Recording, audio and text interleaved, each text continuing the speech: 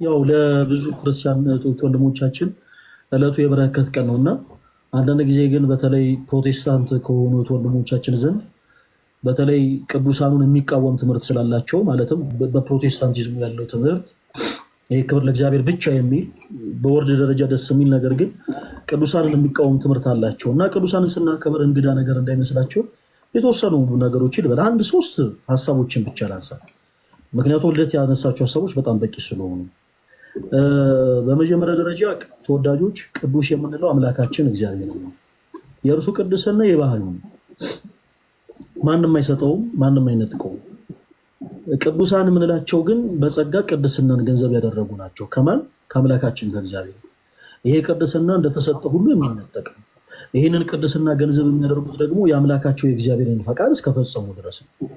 ለምሳሌ መጽሐፍ ቅዱስ በምሳሌ ያስተምራልና መጽሐፈ መሳፍንት ምዕራፍ 12 ከቁጥር 6 ላይ ስትመለከቱ ዮፍቴ የሚባል ሰው ወታደሮቹ ራሳቸውን ይለዩበት የነበረ አንድ ቋንቋ እንደነበር ይናገራል። ያም ቋንቋ ደግሞ ሺቦሌት ነው።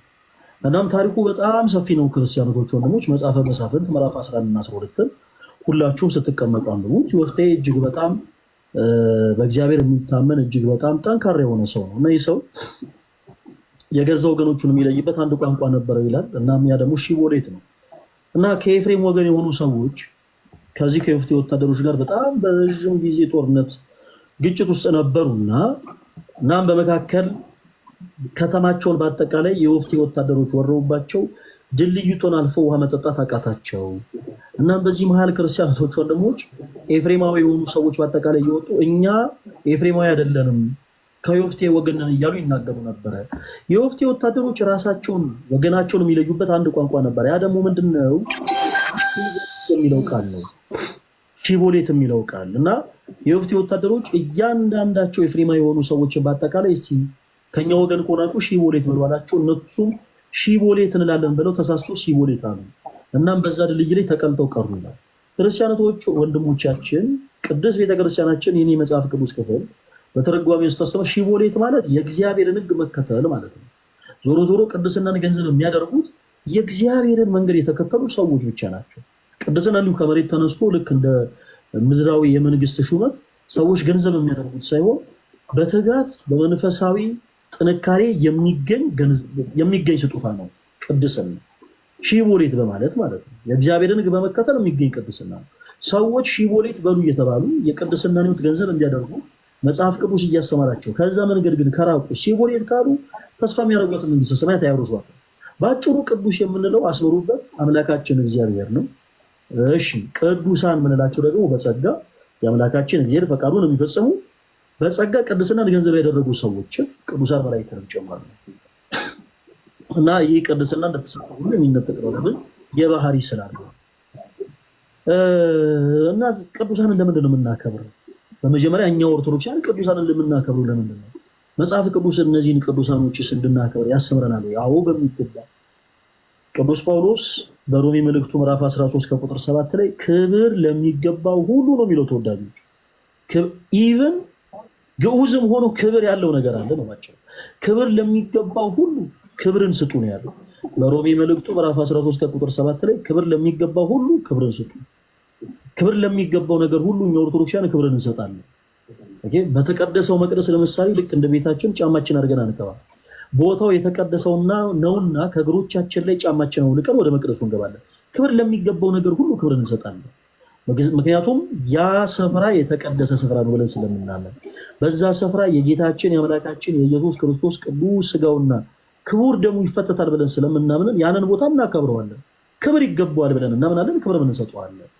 እናም በቤተ ክርስቲያናችን ለነዚህ ቅዱሳን ክብርን ማን ሰጣቸው ስንል ራሱ የእምነታችን ጀማሪና ፈጻሚ ጌታችን መድኃኒታችን ኢየሱስ ክርስቶስ ነው።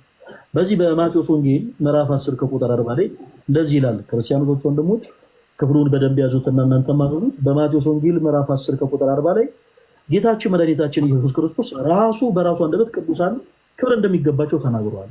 እናንተን የሚቀበል እኔን ይቀበላል፣ እናንተን የሚቀበል እኔን ይቀበላል፣ እኔንም የሚቀበል ደግሞ የላከኝን ይቀበላል። ባጭሩ ጌታን ተቀበላል ወይ የሚልህን ሰው ኦኬ ጌታን ብቻ ሳይሆን ቅዱሳንን ጭምር እንደተቀበልክ ነገር። ኦርቶዶክስ የሆናችሁ ወንድሞቻችን አንድ ሰው ዝም ብሎ ከመሬት ተነስቶ በእርግጥ እውነተኛውን ጌታም ላይሆን ይችላል፣ ሐሰተኛውንም ኢየሱስ የሚያመልኩ ስላሉ ማለት ነው። እና መጥቶ እንዲሁ ግን እንደው ጌታን ተቀበላችኋል ሲሉ ጌታን ብቻ ሳይሆን እርሱ ያከበራቸውንም ቅዱሳን የተቀበልን አማኞች ነው ብላችሁ መልሱ። ጌታችን ኢየሱስ ልክ እንዳለው እነርሱን የሚቀበል ክርስቶስን ተቀብሏል። ከቁጥር 40 ላይ ስናነብ እንደዚህ ይላል፣ ደግሜ ላምብላችሁ እናንተን የሚቀበል እኔን ይቀበላል፣ እኔንም የሚቀበል የላከኝን ይቀበላል ይልና ቁጥር 41 ላይ ነብይን በነብይ ስም የሚቀበል የነብይን ዋጋ ይወስዳል፣ ጻድቅንም በጻድቅ ስም የሚቀበል የጻድቁን ዋጋ ይወስዳል። ማንም ከነዚህ ከታናናሾቹ ለአንዱ እንኳን ቀዝቃዛዋን ብቻ በደቀ መዝሙር ስም የሚያጠጣ እውነት እውነት እላችኋለሁ ዋጋው አይጠፋበትም አለ ጌታችን መድኃኒታችን ኢየሱስ ክርስቶስ። እናም ተወዳጆች በቅዱሳኑ ስም ክርስቶስ ባከበራቸው በእነዚህ በደቀ መዛሙርቱ ስም በጌታ ደቀ መዛሙርት ስም ቀዝቃዛን ውሃ እንኳን ማጠጣት በራሱ ዋጋን ያሰጣል፣ እንኳን ቅድስናቸውን ጽድቃቸውን ማመን ቀርቶ። እናም ቅዱስ ቤተክርስቲያናችን ስለ ክርስቶስ ኢየሱስ ብለው መከራ የተቀበሉትን ሰማዕትነት የተቀበሉትን እያንዳንዳቸውን ቅዱሳን ክብረ ቅዱሳንን ትሰጣለች። ሲጀመር ቅድስናን ገንዘብ የሚያገኙት ከአምላካቸው ከእግዚአብሔር ነው። ቤተክርስቲያንም ደግሞ ኦፊሻል ታደርጓለች ነው ባጭሩ። ቅድስናውን አክሴፕት አድርጋ ቅዱሳን እንደሆኑ ዘወትር ትመሰክራለች። ቅዱስ ኤፍሬም በውዳሴ ማርያም ላይ እንዳለው ሰማዕታት በእውነት የዚችን ዓለም ጣም ናቁ፣ ደማቸውም ስለ ክርስቶስ አፈሰሱ፣ ስለ መንግስተ ሰማያት ብለው መራረሙትን ታገሱ። አሁን እኛ ገብረ መንፈስ ቅዱስ፣ አቡነ ተክለ ሃይማኖት፣ ቅድስት አርሴማ፣ ክርስቶስ ሰምራ ስንል የሆኑ ሌሎች አማልክትን ፈጥረን እያመለክን ያለን የሚመስላቸው አንዳንድ አካላቶች አሉ። በፍጹም ተሳስታችኋል ጋይስ። እኛ ቅድስት አርሴማ ብለን ስሟን ስንጠራ ቅድስት አርሴማ ልናመልካት እርሷን ልናወድሳት ከፍ ከፍ ልናደርጋት አይደለም ተወዳጆች። ይልቁኑ በእርሷ ህይወት የከበረውን ክርስቶስ ኢየሱስን ለመስበክ በህይወቷ ምን ያክል ስለ ክርስቶስ እንደተጋደለች የግድ የተጋሉ ታሪኳን እናነባለን። ለምሳሌ በዚህ ዕለት አሁን ዛሬ ያከበርናቸው የዕረፍታቸውን በዓል ያከበርናቸው ዛሬ በዚህ ዕለት ያከበርነው ማለት ነው የጻድቁ አባታችን የአቡነ ገብረ መንፈስ ቅዱስን ገድል ስናነብ ጻድቁ አባታችን አቡነ ገብረ መንፈስ ቅዱስ ጌታቸውን አምላክ መድኃኒታችን የኛንም ማለት ነው ኢየሱስ ክርስቶስን በህይወታቸው ምን ያክል እንዳከበሩ ስንመለከት እኛ የቆምንበትን ቦታ እንፈትሻለን። ባጭሩ የቅዱሳን ገድል የሚነበበው ከዛ አንፃር ነው። የቅዱሳን ገድል የሚነበበው ተወዳጆች ከሌላ አንግል አይደለም። የቅዱሳን ገድላቸው የሚነበበው አንድም ክርስቲያን የሆነን እኛ ህይወታችንን እንፈትሽበት ዘንድ አርያ የሆኑ ዘንድ ማለት ነው። ለምሳሌ በዚህ ዘመን ላሉ ሴቶቻችን ለቅድስት አርሴማ አይነት ቅዱሳን ምሳሌዎች ናቸው።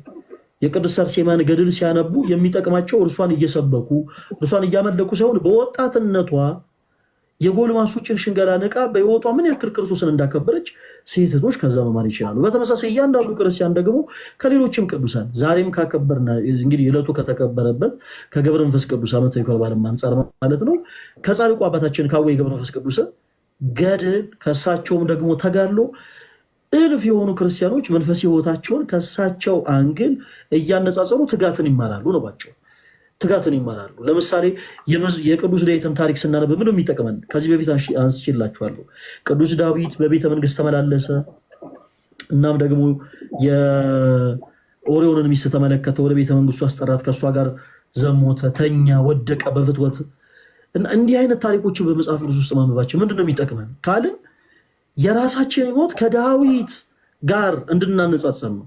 ዳዊት ምን ያክል ለአምላኩ ለእግዚአብሔር እንደታመነ ስንት ጊዜ ወርቆ እንደተነሳ ተመልክተን እኛም ወርቆ መነሳትን እንማር ዘንድ ነው። በተመሳሳይ ከነ ቅድስት አርሴማ የምንማር ያንን ነው። በዘመናችን ያሉ እህቶቻችን የጎልማሶችን ሽንገላ ንቀው እንዴት በህይወታቸው ክርስቶስ ኢየሱስ መስበክ እንደሚችሉ አያችሁ። ከገብረ መንፈስ ቅዱስ ከተክለ ሃይማኖትም ጭምር ሰዎች የሚማሩት ያንን ነው። ስለ ክርስቶስ ብሎ ሁሉን መተው እንዴት እንደሚቻል ማለት ነው። ባጭሩ ይሄንን ነው። እና ቅዱሳንን ያከበረው አምላካችን እግዚአብሔር ነው። እናም በዚህ ቁጥር 42 ላይ የማቴዎስ ወንጌል ምዕራፍ 10 ከቁጥር 42 ላይ እንኳን እነሱን ቅዱሳን እንደሆኑ ማመን ቀርቶ በነገራችን ላይ በእነሱ ስም በጌታ ደቀ መዛሙርት ስም ቀዝቃዛ ውሃን ማጠጣት በራሱ ዋጋ እንደሚያሰጥ በዚህ መጽሐፍ ቅዱስ ክፍል ላይ ይናገራል። ለመሆኑ በእነሱ ስም ቀዝቃዛ ውሃን ማጠጣት ምንድነው የሚያሰጠው ዋጋ? ይሄን ብቻ ላንሳላችሁ ነው ይበቃናል።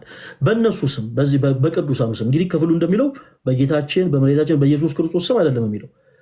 ኦኬ ክርስቶስ ኢየሱስ ቅዱሳን ብሎ በጠራቸው እነሱን የሚቀበል እኔን ይቀበላል ብሎ ስለተናገረላቸው ስለነዚህ ቅዱሳን በተናገረበት አንቀጽ ላይ ቁጥር 42 ላይ ማለት ነው ማንም ከነዚህ ከታናናሾቹ ለአንዱ እንኳ ቀዝቃዛዋን ቢሰጥ ኦኬ ዋጋው አይጠፋበትም ማለትና ይሄ ዋጋ ምንድነው ስንል እንግዲህ ቅዱስ ጳውሎስ ይነግራል እንደምታውቁት እንዲህ አይነት ነገሮች በጎ ስራዎች ናቸው በጌታችን በአምላካችን በመድኃኒታችን በኢየሱስ ክርስቶስ ደቀ መዛሙርት ስም ቀዝቃዛዋን ማጠጣት በጎ ስራ ነው በእንደዚህ አይነት ስራ ደግሞ ለሚጸኑ ሰዎች የማይጠፋ ዋጋ ምንድነው ስንል ቅዱስ ጳውሎስ በሮሜ መልእክቱ ምዕራፍ 2 ቁጥር 7 ላይ ይናገራል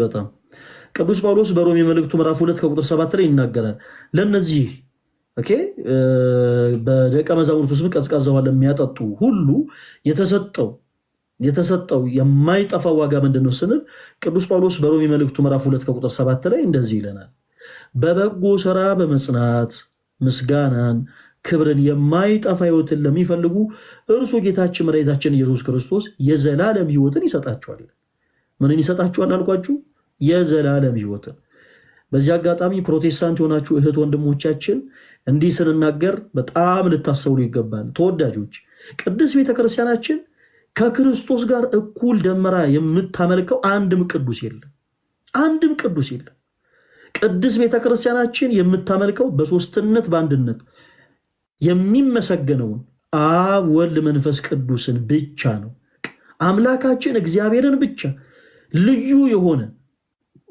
ሶስት አብ ወልድ መንፈስ ቅዱስ በአካል ሶስት በመለኮት አንድ የሆነውን ጌታ አምላካችን እግዚአብሔርን ብቻ ነው ቅዱስ ቤተክርስቲያናችን የምታመልከው በዚህ በአምላካችን በእግዚአብሔር ላይ ደርበን የምናመልከው አንድም ቅዱስ የለም አንድም ቅዱስ ደርባችሁ አመልኩኝም ያለ አንድም ቅዱስ የለም በቤተክርስቲያናችን ሲጀመር የቤተክርስቲያናችን ራስ አንድ ብቻ ነው እርሱም ክርስቶስ ነው በፊልጶስ ቂሳሪያ ደቀ መዛሙርቱን ሰብስቦ ጌታችን መድኃኒታችን ኢየሱስ ክርስቶስ አንድ ጥያቄን ጠየቃቸው መነ ይብለኒ ሰብ ለወለጉ አለመየው ሰዎች እኔን ማን ይሉኛል ብሎ ጠየቃቸው የዚህን ጊዜ ሐዋርያት ሰዎች ሲሉ የሰሙትን በአጠቃላይ ለክርስቶስ ነገሩት አንዳንዶች ኤልያስን አንዳንዶች ዮሐንስን ይሉሃል አሉት አንዳንዶች ደግሞ ከነቢያት አንዱን ይሉሃል አሉት ጌታችን መድኃኒታችን ኢየሱስ ክርስቶስ ደግሞ እናንተስ ደግሞ እኔን ማን ትሉኛላችሁ አላቸው በዚህን ጊዜ ሊቀ ሐዋርያት ቅዱስ ጴጥሮስ ከተቀመጠበት ብድግ ብሎ አንተ ውእቱ ክርስቶስ ወልደ እግዚአብሔር ሕያው አለው አንተ ክርስቶስ የሕያው የእግዚአብሔር ልጅ ነህ አለው እናም ጴጥሮስ ይህንን ምላሽ ሲመልስ ጌታችን ኢየሱስ ዝም አላለም ተወዳጆች ጌታችን ኢየሱስ ክርስቶስ ዝም አላለም ጴጥሮስ ንዑድነ ክቡርነ እስመ ዘይከሰተ ለከ ዘሥጋ ወደም አላ አቡየ ዘበሰማያት ይህንን ቃል ያናገር ይህንን ቃል የገለጸልህ ሥጋዬ ደማዊ መመር አይደለም በሰማይ ያለ አባት እንጂ ስለዚህ ጴጥሮስ አንተ አለት ነህ አለው በዚህች አለትነት ላይ ቤተክርስቲያን ትታነጻለች ወአና ቀጸ ሲኦልኒ ይህይልዋ የገሃነም ደጆች አይችሏትም ማለት ይህች ቅድስት ቤተ ክብር ምስጋና ለአምላካችን ይሁን ዛሬ እነ ጴጥሮስ እነ ጳውሎስ እነ ማቴዎስ እነ ማርቆስ እነ ሉቃስ እነ ዮሐንስ ሌሎችም ጌታን በንጽህና በቅድስና ያገለገሉ ቅዱሳን በአጠቃላይ ቢመጡ የሚሳለሟት ቤተክርስቲያን ያለችን ተወዳጆች የሚሳለሟት ቤተክርስቲያን እግዚአብሔር የተመሰገነ ይሁን እና ይህች ቤተክርስቲያናችን ደግሞ ራሱ አንድ ብቻ ነው እንዳትታለሉ ፕሮቴስታንት የሆናችሁት ወንድሞቻችን ኦርቶዶክሳውያን ብዙ አምላኮችን ያመልካሉ